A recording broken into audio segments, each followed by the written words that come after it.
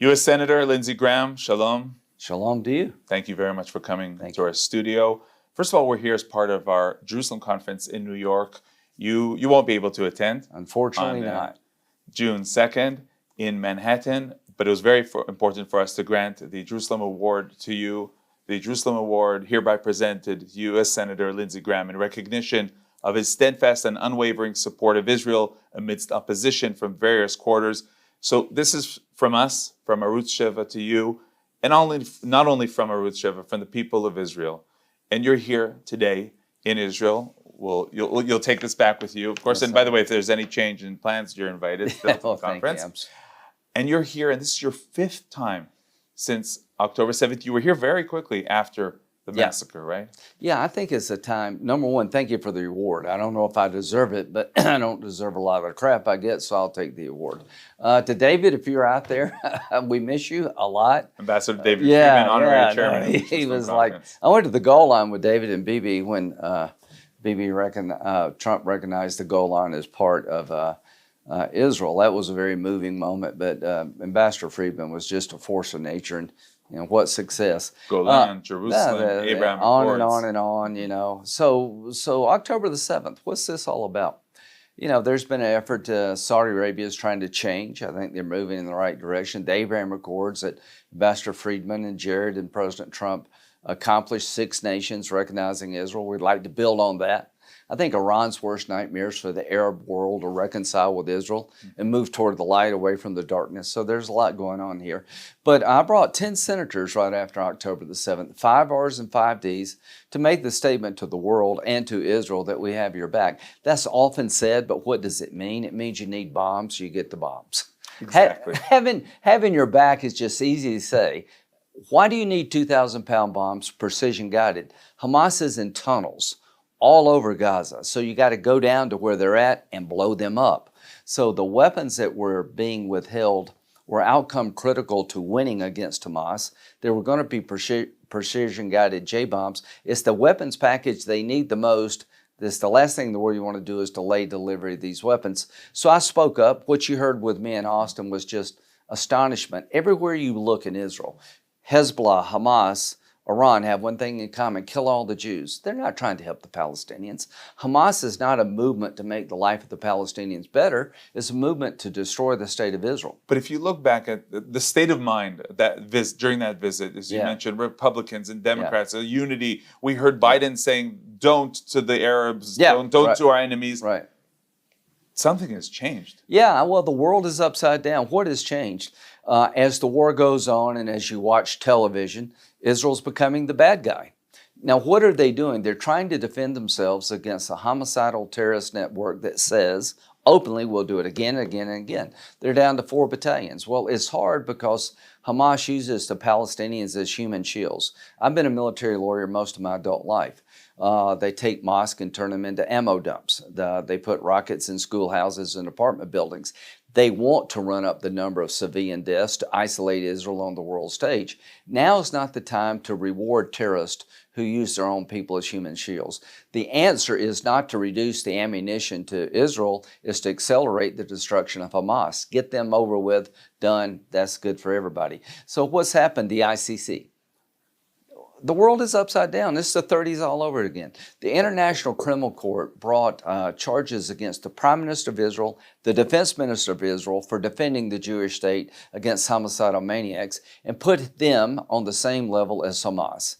The ICC is insulted the judiciary of Israel. They have one of the most independent judiciaries in the world in Israel. They can take care of allegations against the idea. Now, you mentioned the 30s because what? It's anti-Semitism again? Yeah, well, it's anti-Semitism where people are being quiet and silent in the face of the Nuremberg laws. He just wants German-speaking territory. He's really not that bad. He doesn't really want to kill all the Jews. He just says that. And as the laws changed and as the oppression changed, people got quiet. The Olympics went on in 36 as if nothing was happening. So here we are all these years later, 80 years later, and it's not going to happen again. Why? I'm going to do my part. I'm going to have your back, not just saying it, but I'm going to give you the weapons you need to win a war you can't afford to lose. I'm going to take the ICC on. The idea of the Rome Statute limits the ICC actions against robust democracies. They'll come after us next. They tried to come after our troops in Afghanistan. I want to sanction the ICC. The International Court of Justice just issued an injunction against military operations by Israel and Gaza to destroy the last 4 battalions. Look at who's in charge of the ICJ, the head judge. He's a raving anti-Semite. America, speak up, speak out. We're next. Everybody wants to kill all the Jews. They want to kill you too. Wow. Now, one of the issues being raised these days is the idea of a Palestinian state. And many people in Israel feel, how can that be? How can that be that the result of the October 7th massacre will be a Palestinian state? Well, that would be rewarding terrorism. How does this end?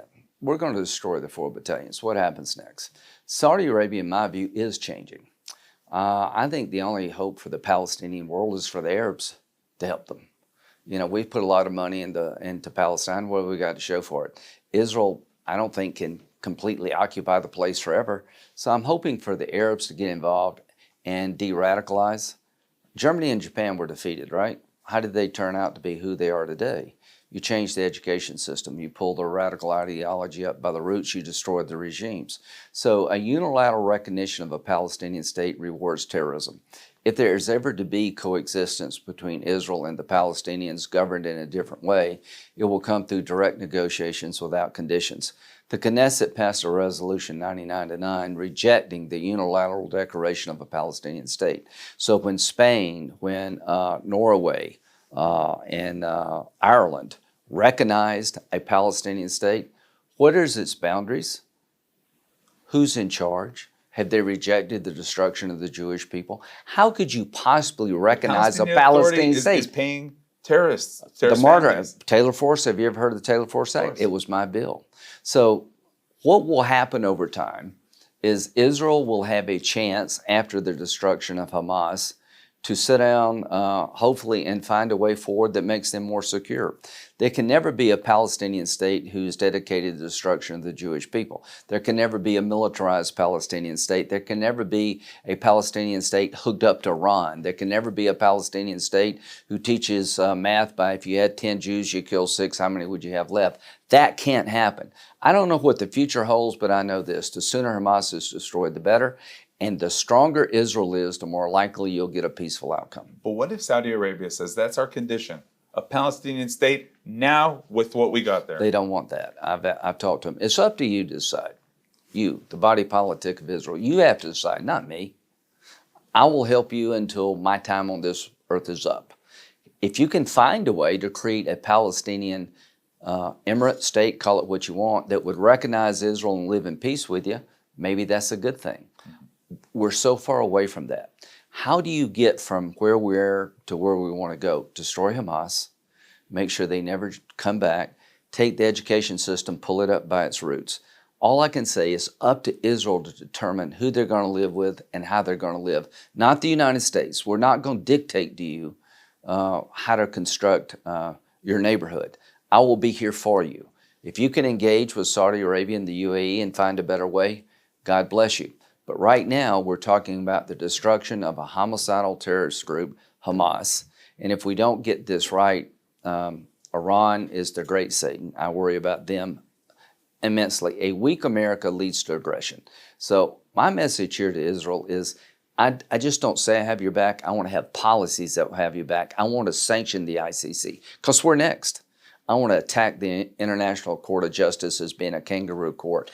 I want to give you the weapons you need. I want to go all in and making sure that nobody will screw with you in the future. Without telling Israel what to do, because throughout administrations, the U.S. has been telling Israel what to do, where to build even a balcony in Judea and Samaria, for example. My goal is to be an ally and let you make the decisions that will determine your future. The one thing I can say about the Jewish people, never again is now, as Bibi says, you don't need any more critics. You've got all the critics you need. You need a friend. And I'll tell you quietly as a friend what I think. But I'm not going to go out on the world stage and tell you what to do and how to do it because you're under siege. Everybody around you wants to kill you and your family. Now's the time for me and people in America to circle the wagons, have your back. This award means a lot to me. I'm looking for a peaceful outcome over the arc of time. The Palestinian people have been under the thumb of oppression and corruption. Maybe they can have a better future one day. I hope so for them. Bottom line is, until peace comes, I will be in your camp.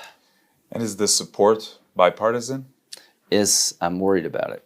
Republicans are good, but there's an erosion in America. There is a fatigue with the Mideast in America. So I worry about the radicalization of the Democratic Party. I worry about isolationism in the Republican Party. But let me say, when it comes to Israel, it seems to be the one thing we as Republicans agree upon. But it's not enough to have the Republican Party. I want America in your camp. I want to wake America up to the idea that the threats you face, the people who chant, death to Israel also chant death to America. This is a time for us to understand, as Americans, you need friends all over the world. We have no better friend than Israel. The idea of Fortress America will not work. This outpost called Israel that practices democracy, that provides us with intelligence to keep us safe, it is in our vital national security interest that the Jewish state survive. U.S. Senator Lindsey Graham, thank you very much. And again, it's an honor for us to award you with the Jerusalem Award, Jerusalem Conference 2024. Thank you very much. See you in Jerusalem. I'm here.